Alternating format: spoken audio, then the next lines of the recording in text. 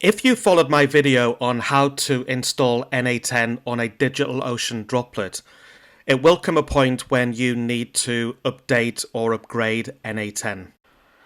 You can tell that n8n needs updating when you see an update in the bottom left hand corner of your n8n instance screen. This video applies if you did follow that guide. If not, then you may need to go back to where you found your installation instructions from to find out how to upgrade. If you did follow that video, here's how to upgrade or update n8n. The first thing that we need to do is to move to the directory where n8n was installed.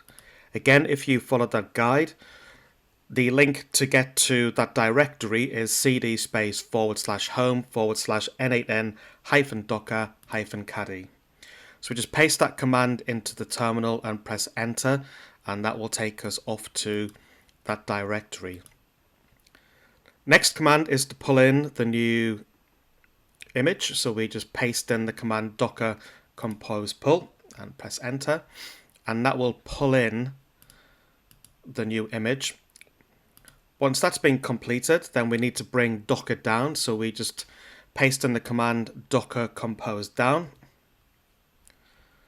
and then quite the opposite, we then paste in the command to bring Docker back up, so docker space compose space and up space -d.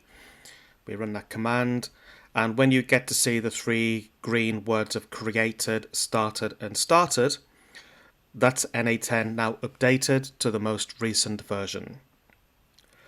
You may well find that it takes a bit longer than what it did in this video. It all depends upon how many versions behind you are, certainly from the pull command. But you should find that this only takes about a minute at the absolute maximum to update or upgrade n8n. Thanks for watching. Remember to like, subscribe and to follow us. And we look forward to seeing you on a video in the near future. Thanks for now.